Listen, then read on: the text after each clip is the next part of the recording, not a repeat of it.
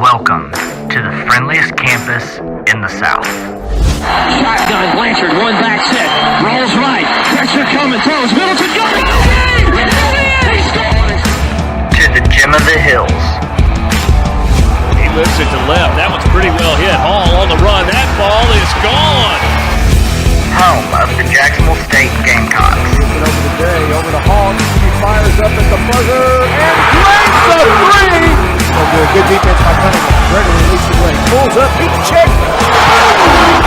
This is your podcast for JSU Sports. High fly ball. Center field. It is back. It's out of here. With your hosts, Brandon Owens and Cody Hooks.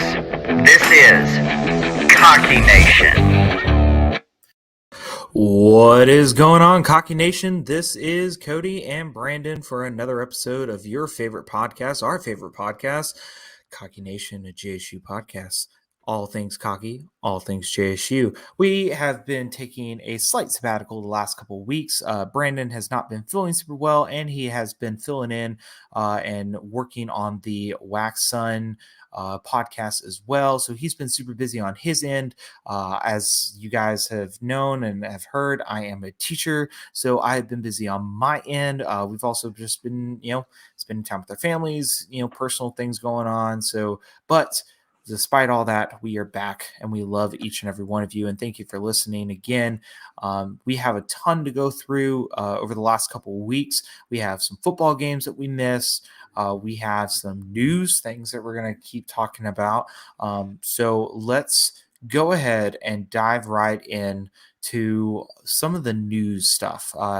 If you haven't been paying attention, and I'll let Brandon kind of dive into this a little bit more in a second, but I'm just going to go ahead and introduce this. If you have not been paying attention to the information and the news that's been coming out about not just JSU, but Conference USA, because we can't keep forgetting that. We're moving. It's happening. We've agreed on that. It's going to happen. There's no change.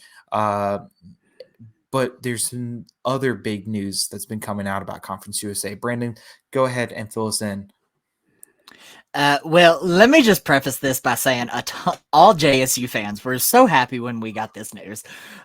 We saw it coming. It was a team that we thought was going to join, but Conference USA a couple weeks ago approached Kennesaw State and did a campus visit and was very interested, but this move had to be made possible going through the University of Georgia Board of Regents.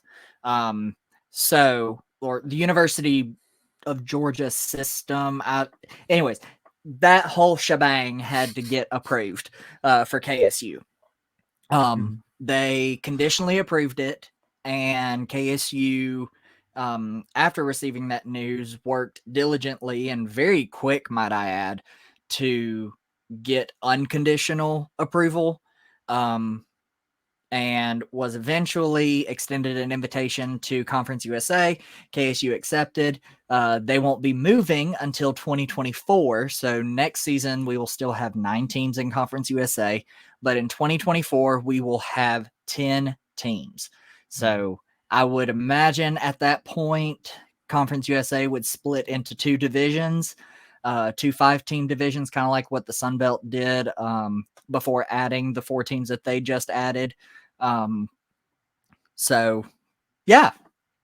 Congratulations, KSU. You're moving up to the big boys with us, and we don't have to give up this rivalry. I'm super excited. By the way, just in case anybody needs to know, this is a vanilla nitro Pepsi. So just in case anybody's thinking, it is delicious. No, Pepsi is not delicious. Okay, Pepsi this is the delicious. one. We are in Coke. We are in Coke country, Cody. This is one. Listen, we are how far away from Atlanta? This is one of the few Pepsis that I actually drink. So just in case it's not beer, it is a vanilla draft Pepsi. But let's kind of dive into that real quick. So I'm excited because I was super excited about the win that we just recently had with them. We talked about that. Mm-hmm. We were excited. Our first win against KSU, because Kennesaw State has been that skeleton in the closet for us ever since we played them back in the playoffs a couple years ago. And so it has just haunted our dreams ever since then. But now we're starting to get better. They're starting to get better. And the biggest thing that we constantly keep bringing up and that you mentioned is the fact that we can turn this into a rivalry. Now, if you ask me personally, I would say personally, we could turn this into a November game every year during rivalry week. I can't talk Are you today. sure that's not beer code? No, it's not beer. But we could turn that into a rival game every year and do it back and forth at KSU, at JSU. I think listen, it's been what the people want. Give the people what they want. Make this a rivalry game every year, and I promise you the people will flock to it because we don't have Troy anymore. We're not going to have UNA. Well, we trying to get Troy. I know we tried to get Troy, but we don't have Troy anymore. We're not going to have UNA anymore, which means that we need something. We need something that can stir the people, that can bring out the people, the fans, to the one game that everybody wants to see, and that is the KSU game. That is my personal opinion, and I know that you agree with me because we've talked about this several times, and I love this move. I love this change. Now, here's the one thing that I am kind of hesitant about. Okay, go ahead. Is is Conference USA gonna stay as a 10-team conference? I think for the foreseeable future, but before I dive into that, I do want to add we will have two major conference rivals now. Sam Houston has just been a rivalry in the making ever since we've played them on a year-to-year basis, except this year since COVID. So I think this could probably, like, the fact that both of us are moving, people are wanting to call it the Gravy Bowl, which I think is an absolute great name. Some people are wanting that rivalry to be on Thanksgiving weekend. I personally think if for all three fan bases, and because it involves just JSU, if Conference USA is smart, they will make the KSU one on Thanksgiving weekend until they see how what I will always call it until told otherwise, until the Gravy Bowl. I think until Conference USA sees that the Gravy Bowl is going to be a success, going to be a major conference rivalry, until that happens, KSU needs to be on Thanksgiving weekend. Once the Gravy Bowl against Sam Houston becomes a major rivalry for both schools, I think that's when you alternate, like every 2 years. So like 2 years, you have a home and home against KSU on Thanksgiving weekend. The next 2 years, you have a home and home, or they're wanting to make it a neutral site game. They're possibly thinking about making this game until a certain school moves up. They're wanting to put this game in NRG. It's a stadium wherever the Texans play, the Houston Texans. They're wanting to have the Gravy Bowl played there, which I think is great as far as TV and publicity is concerned. Now, fan travel, probably not. But I think that could probably be a good benefit for JSU, Sam Houston, and then for our rivalry against KSU. I mean, it needs to be later in the season. It's gonna hold more excitement if it's later in the season. Now, one thing I will say is I completely agree and understand where you're coming from, but one thing that I would say is that when you think about Alabama, okay, when you think of Alabama's rivalries, who do you think of? You think of number one, which is Auburn, which is played during Thanksgiving weekend. right? And then what's the other one? LSU. But People could either argue the second biggest rivalry for Alabama is either LSU or Texas A&M. See, and I would throw in a third one, which is Tennessee. And I say that as I call it a rivalry, but it's more of like it's that one game every season that Alabama fans and now Tennessee fans can look Which I was very towards. happy about, by the way. Shh, I wasn't. Where Tennessee fans and Alabama fans enjoy that week. Okay. Mhm. So my argument is that this would be the perfect time to go ahead and turn like Sam Houston into like our Tennessee and then Kennesaw into our rivalry. So that's just something I think Mhm. about that could potentially turn into that. But Well, you also have to think about like the other teams that are joining. Like we're gonna have a natural rivalry with MTSU because they're just close. mhm. Liberty, I mean, just the pure hatred between the two schools in basketball season. That's going to transition over to football. So you have that. And then let's see, maybe Western Kentucky.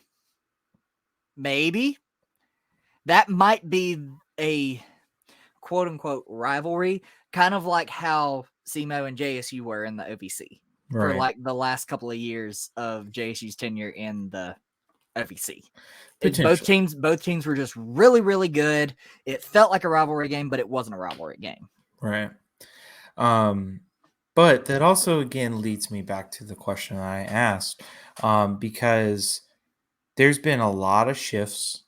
I'll throw in my opinions in a second about it, but will Conference USA decide we're going to stay as a 10-team conference, or are they going to move to 12 teams? Now, before you add your input, let me go ahead and add mine.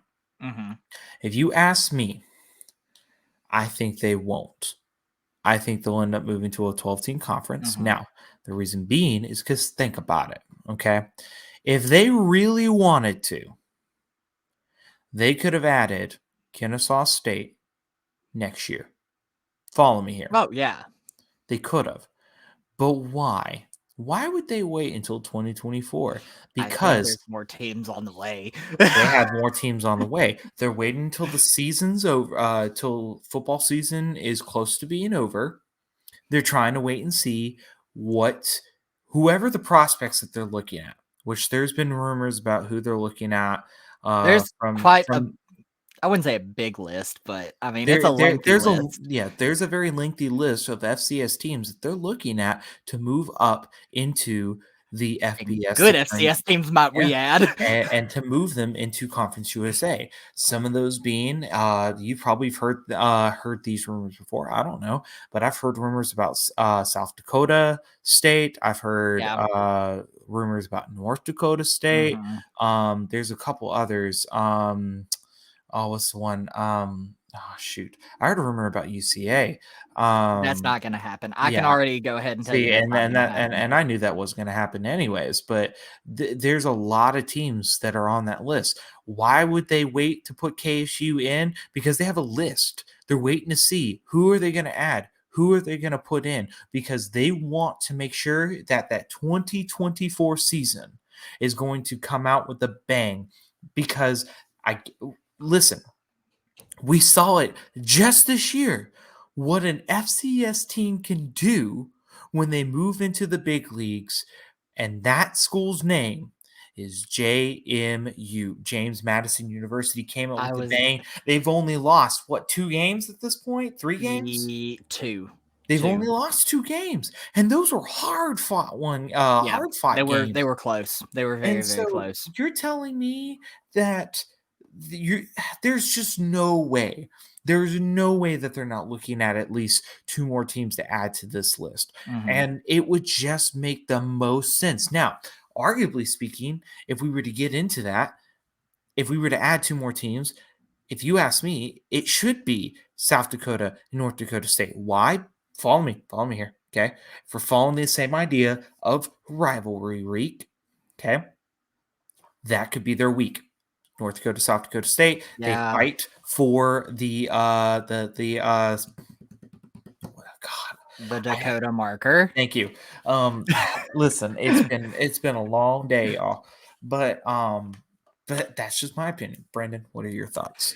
So I think logically, well, before I get into the logic, I You call think me logic? I think both of our stances are the same. I think eventually they will move to a 12-team playoff, but I think logically they'll stay at 10 for the 2024 season, and then they will add 2 more for the 2025 season, and then probably by 2026 we will have 14. So, and part of that is because of certain teams that may not be they may be ready as far as like from a financial standpoint, a support standpoint, facility standpoint. But there are certain projects that are happening right now for said move that need to be completed first before they even entertain getting an invitation. So I think your next 2 teams to get to 12 are going to be 2 team or 1 team for each division to keep the divisions even. In the Western Division, I think you will probably see either Tarleton State or Stephen F. Austin. Stephen F. Austin is currently talking to 4 university systems in Texas: Texas A&M, Texas Tech, Texas State, and University of Texas. So once they make a decision on that, you could possibly see Stephen F. Austin move forward with possibly making an FBS move. But if you ask me, I think the most ready right now is Tarleton State to get the West Division up to 6 teams. Now on the East, in the Eastern Division, this may surprise you. I think it's going to be Delaware. Delaware is only five hours away from Liberty, gives them a travel partner. They just released, I think it's been 2 weeks since they've released their plans for stadium expansion and facility upgrades or new facilities, something like that. They are getting ready for an FBS move.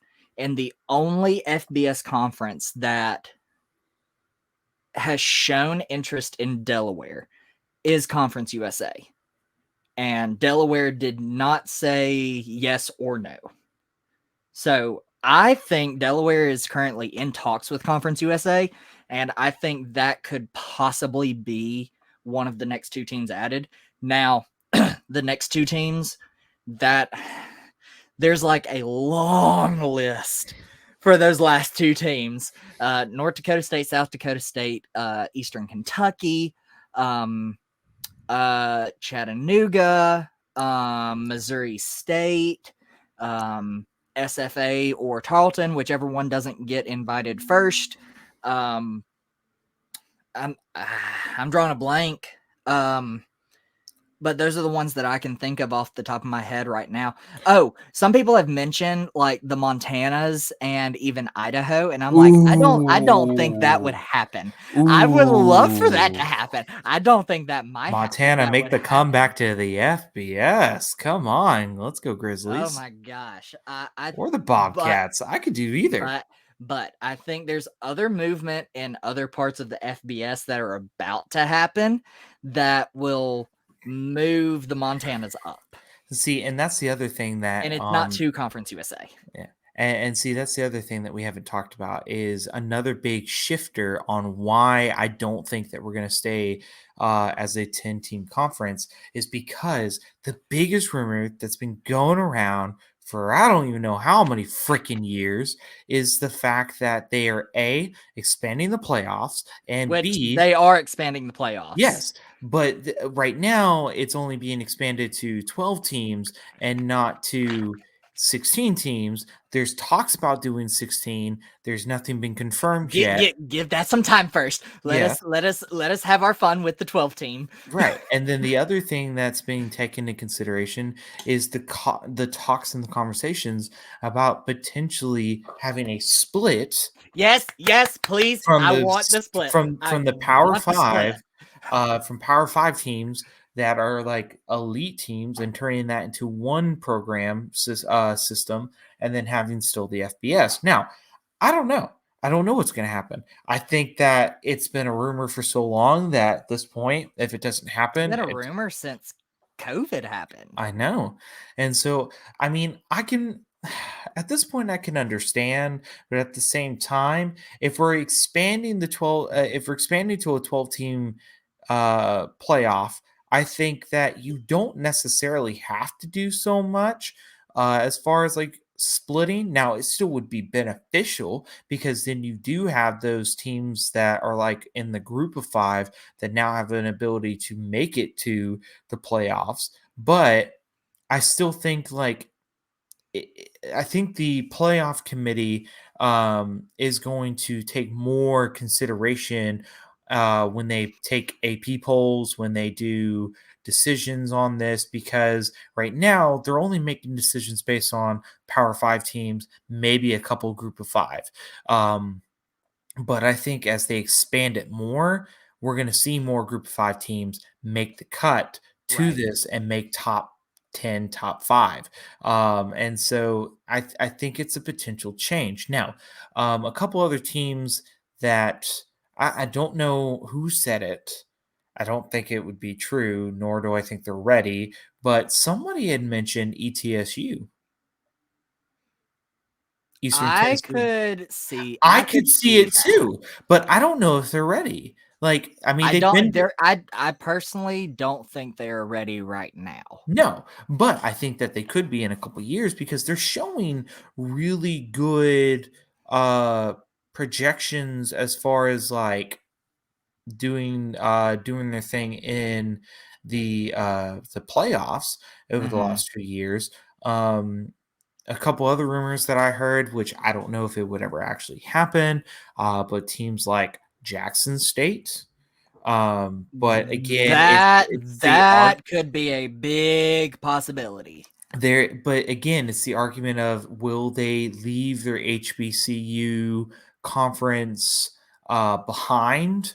And Dion has been vocal about go FBS with Jackson State, and I think that they have a really good shot to do it. But again, it's because we know how this turns out. It turns into the argument of are they ready?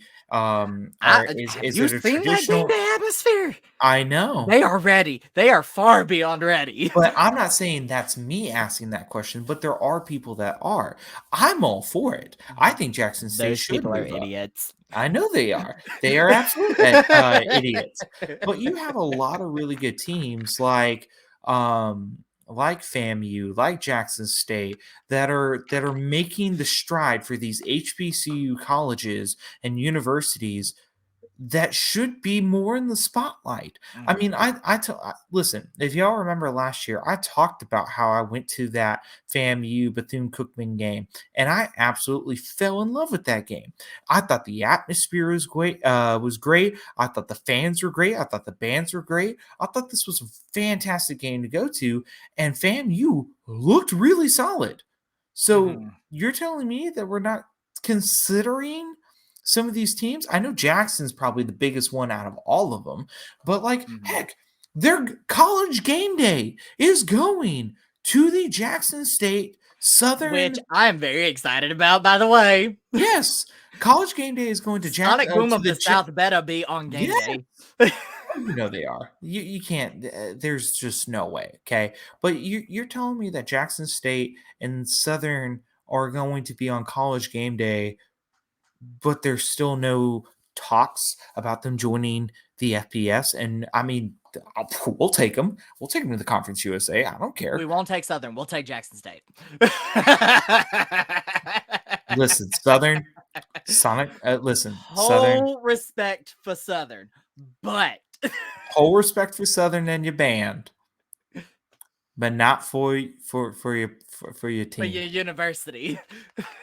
Yeah, y'all struggling a little bit with the football, but everybody's got to go through their times. It's okay, but we're not here to criticize. We're here to talk about potential joining. Now, some other teams that you mentioned, Missouri State. I like that. I like that choice. I think that'd be a really good choice. The thing with them though, they and same with UCA, they have made it vocal that they are wanting the Sun Belt. And apparently Delaware has too, but everything that I'm hearing from like Delaware fans, Delaware fan pages, just Delaware people in general, It's okay, JSU wanted. we JSU want wanted we the Sun no Belt. we still want Sun Belt, but we got to take what we can get. We got to move up, show what we can do. And that's what the Delaware fans are saying. They are saying we want to be in the same conference as James Madison. I mean, we were at our best when we were competing against James Madison. But in order to get to that point, we've got to take what we can get at this point to play at the highest level.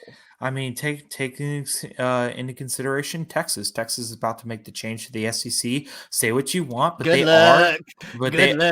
Listen.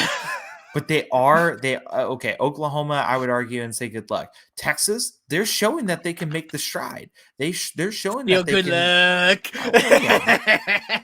Hey, if we can keep Vandy, we can take Texas. But Vandy needs to join Conference USA. Never gonna happen. SEC needs some further test scores and for baseball. Yes, I know.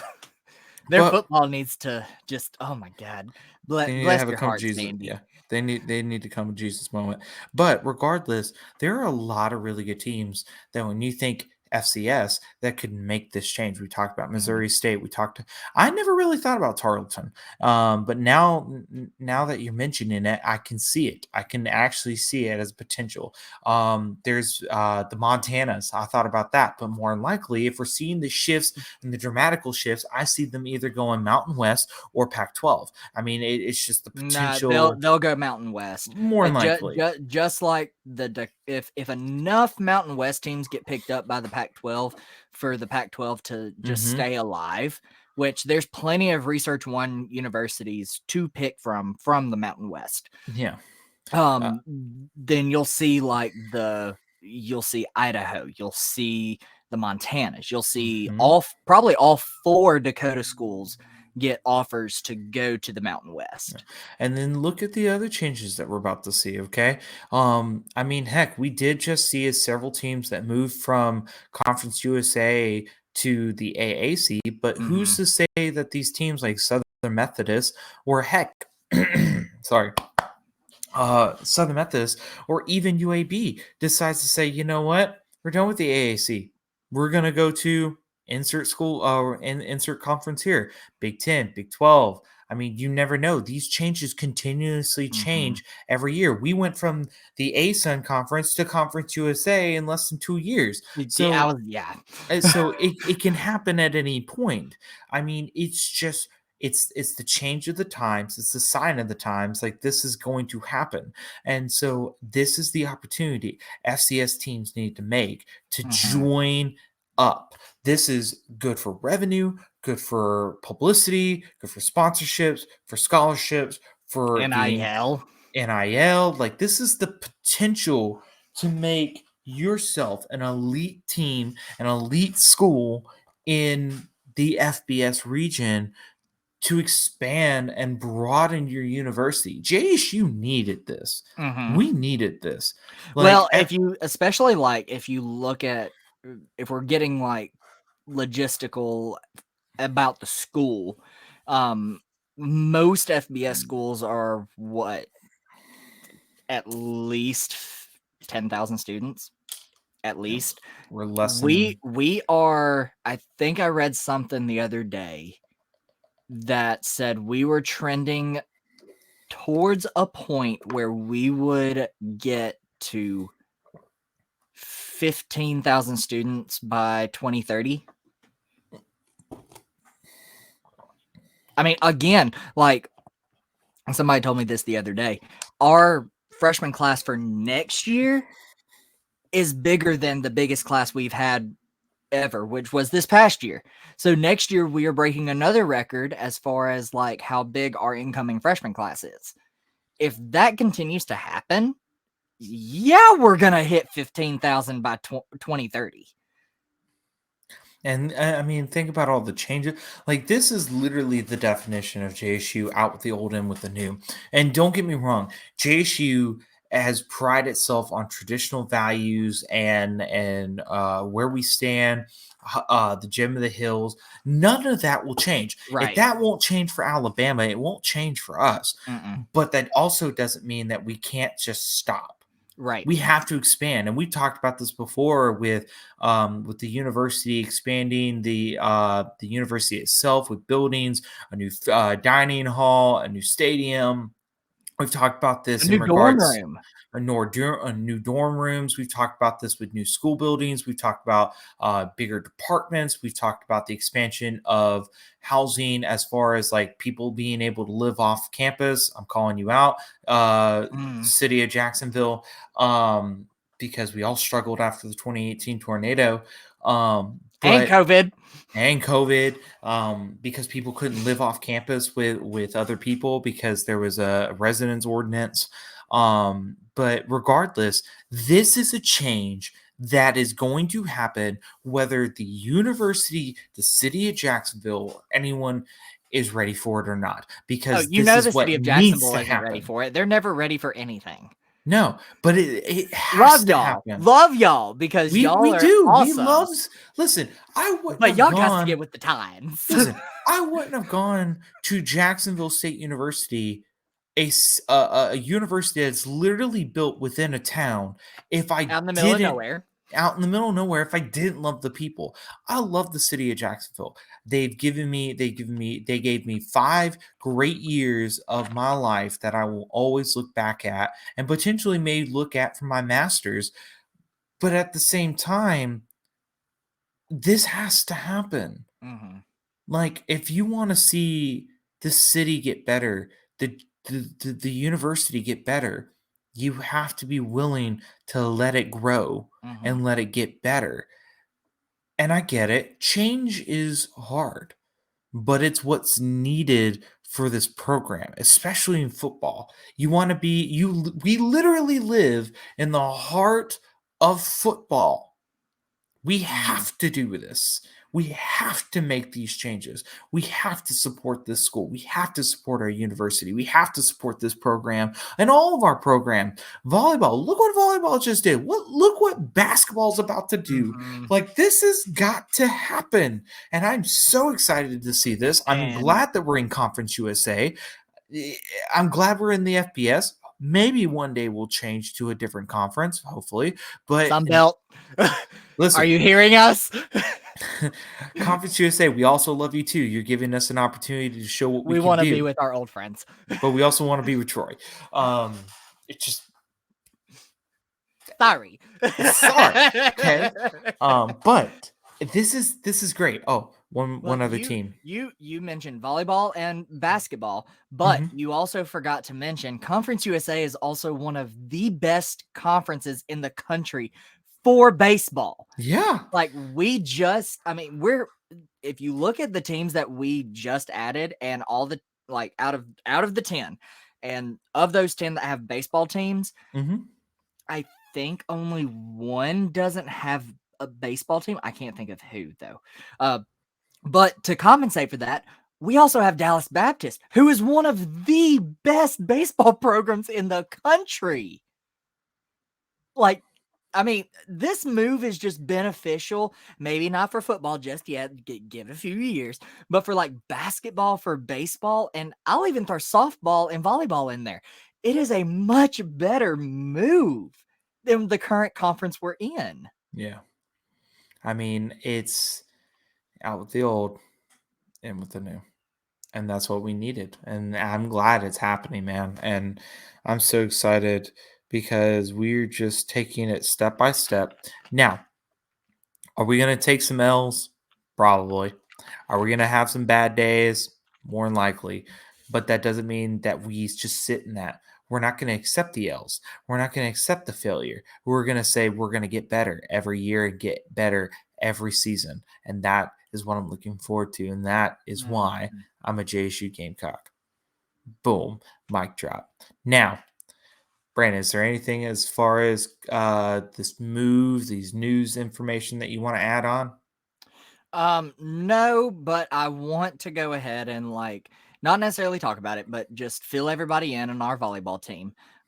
They have improved to 19-4. They are 7-3 in conference. The past 2 weekends, they won the weekend of the UNA game.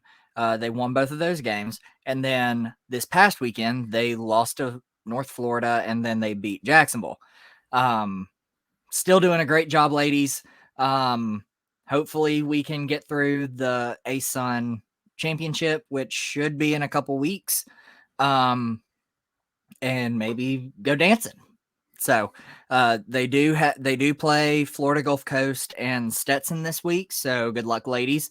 And they're at home. So both of those games will be on ESPN Plus. Florida Gulf Coast is Friday night at 6 p.m.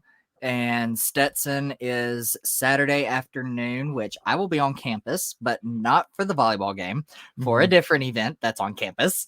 That game will be at 3 p.m. So if you're in the area and you're not going to the Bands of America Regional Championships at Jacksonville State, do yourself a favor and go support our ladies. They deserve it this year.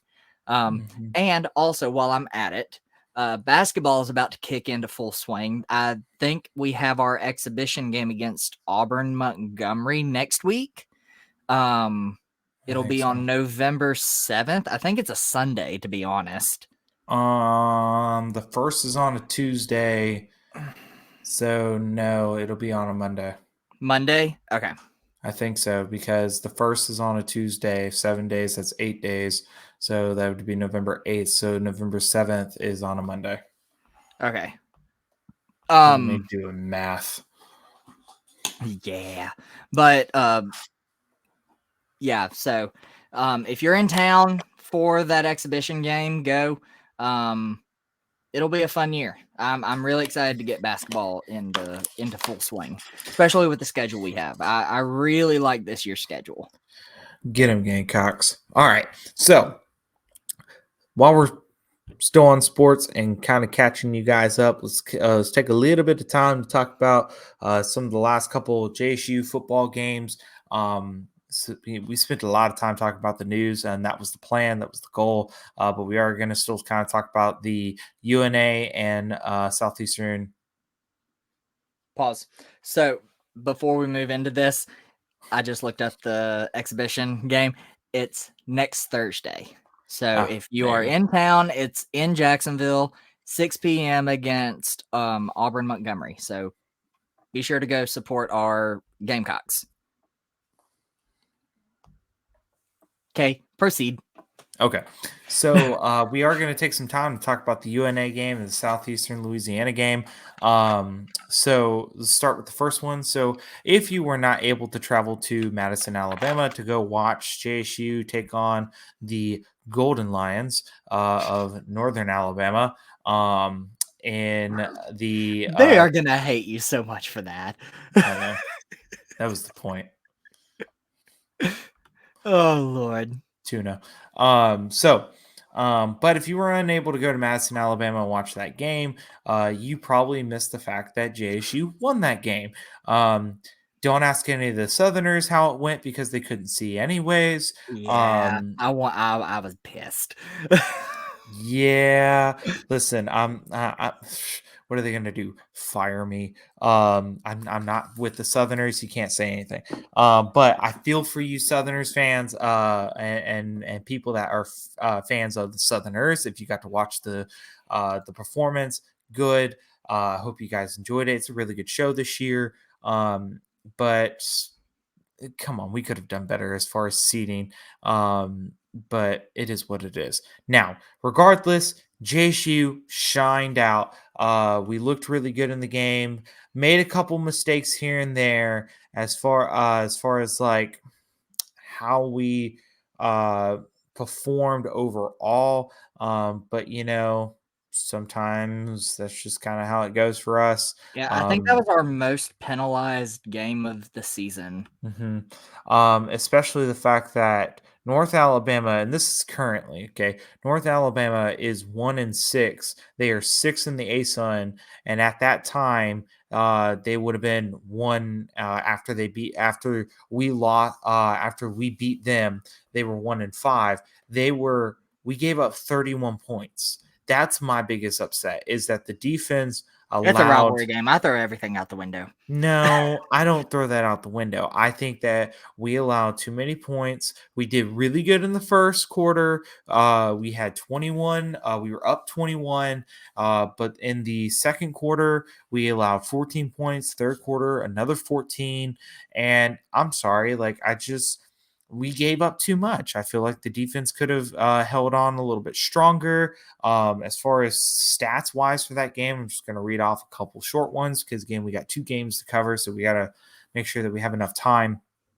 Zion was 12 for 17. McLaughlin got a couple throws in. He was 2 for 4. Not too bad, but they were short passes for only 7 yards. Lewis looked really good, 165 yards. That was his best game. I That watched really some of the was his game, best game. and he was. I mean, oh my gosh, Yeah. dude was a freaking freight train that night. Well, that's funny because if you look at our receiving yards, we didn't have that many. Overall, passes, our highest pass was Galvin. I can't talk today. I'm sorry. Galvan. Yeah, he only got up to 54 yards. And so not the most as far as the passing game goes, but running game, we looked really good. What just upset me is that if you look at the stats for North Alabama, again, this was a running game. This was a running game. There was just a lot of running. Their running back Powell ended up getting 118 yards. So we just, I mean, it was going to happen. Yes, it's a rivalry game, but overall, I don't have a lot to say other than I wish the Southerners could have actually watched the game. That's just that's really much I could say. Now, I do have one thing. Yeah, go ahead. Their receiving yards, they exposed our I wouldn't say necessarily exposed our secondary. They may have done it a little bit. But I mean, they really exposed JSU on the pass defense. Yeah. Because I think that's the most passing yards we've given up all season. And that's something again that we're just gonna have to adjust and get better Might at. be wrong about that, but still, giving up over 300 yards for passing. I mean, that's a lot of passing yards to give up. Yeah, it was a good game. It was a lot of fun going one direction, but then it was just kind of one of those things that we enjoyed because we like beating Tuna every year. But now let's talk about what happened last week. So this past Saturday was homecoming week for JSU. Unfortunately, things did not turn to the best for us. Unfortunately, JSU did fall to Southeastern Louisiana. The final score was 31-14. On homecoming. On homecoming, this is, I think, the second time that JSU has lost homecoming. 2019, we lost to SEMO. Now, as far as passing yards, sorry, I blanked out. Sorry. Zion was 10 for 22 for a total of 126 yards. I'm sorry. The 10 for 22. 10 for 22. That's less than half. I feel like, okay, we could have done a little bit better. McLaughlin did not get that much time. Lewis, another really good game though. Like for 15 carries for 125 yards, like that's good. Is he junior, senior? I can't remember. Oh my god, I'm blowing blank. I know we don't lose him. I don't think we lose him this year. He's a sophomore. Yeah, I was about to say. I know that we didn't lose him this year. So I'm excited to see what he continues to produce over the next couple seasons, and I'd love to see him grow within that, especially with us moving next year up to the FBS.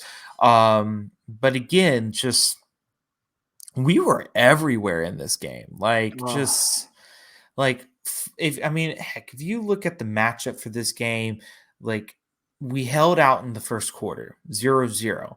I was like, okay, I can do this. I can do this. And then we get into the second quarter, okay? Southeastern Louisiana ended up gaining 13 points, but hey, JSU got 14. Third quarter, no points were scored. And I was just like, okay, like we could have done something, but at least we held off Southeastern Louisiana. And then that fourth quarter, man, somebody tell me what happened, because Okay. you want to know what happened? Yeah. Okay, so let's go back to the week before. So somebody asked in Rich Rod's press conference going into homecoming, but I think it was like Monday or Tuesday. Anyways, when they usually do the coaches, like the team press conference before the next game, right? There was a reporter that asked Rich Rod about having a tendency to run the same play, and Rich Rod was basically saying, "Yeah, I would hope we would have a tendency because we run the same exact play in different formations to kind of throw the other team off." I'm like, how stupid can you be? You are literally giving the answers to Sela. Like, how stupid can you be? That was mistake number one. During the game, it was very obvious the play that he ran over and over and over was a handoff to Lewis up the middle. Sela honed in on that and shut it down. Yeah.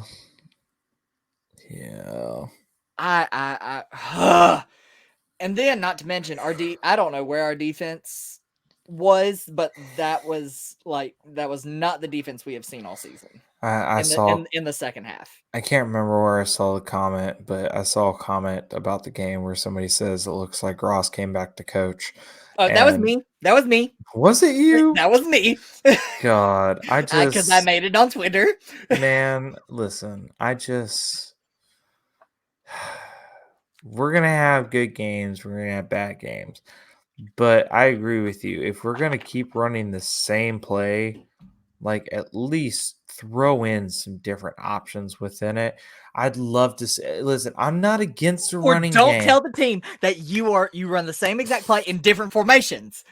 See, do not tell the other team that. See, what upsets me though at the same time is that like a running game is not a bad thing. But I am football has changed. Football has evolved. We are a passing game. Like football is a passing game now. Like you still have solid running games like Derrick Henry, who's now like blowing through people in Tennessee. But at the same time, like who are your highest paid players on a team? Your wide receivers and your quarterbacks are generally, and then a couple others. But you get a lot of recognition for your wide receivers. And then the people that can cover them, your cornerbacks and your safeties. And so I just want to see us produce more of a passing game. Now, I'm not saying that we have to completely change to a passing game because that makes no sense to be a completely passing game. We're not Alabama during the Tua age where he could throw a dime and it be good, or Bryce Young when he throws a dime and it be good. We have to throw in the variety, but I arguably say that we don't really have a lot of a passing game right now. Like we do and we don't. Not right now. Like Well, I mean, if you look at Rich Rod's past stints as a head coach, Mhm. he is very run heavy. He's very smash mouth type of football. Mhm. He'll pass it, but like his main thing is he likes to run the ball. And apparently, I think it was Dustin from Wax On Weekly. I had mentioned all of this, and he was like, "Yeah, that's Rich Rod. He runs the same exact play every single game. Welcome to Coach Rich Rod as your head coach. What you're looking forward to." And I was like, "God, he won't last in Jacksonville if this is what he's gonna do."